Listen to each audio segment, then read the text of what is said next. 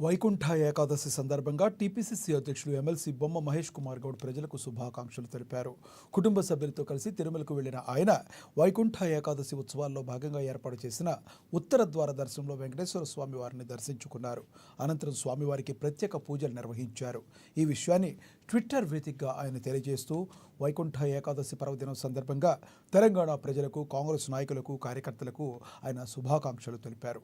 శ్రీ మహావిష్ణువుకు అత్యంత ఇష్టమైన ధనుర్మాస ఏకాదశి అని, తెలంగాణ ప్రజలకు ఆయురారోగ్యాలు, అష్టైశ్వర్యాలు ప్రసాదించి అందరూ సుఖ సంతోషాలతో ఉండాలని భగవంతుని కోరుకుంటున్నానని మహేష్ గౌడ్ తెలిపారు.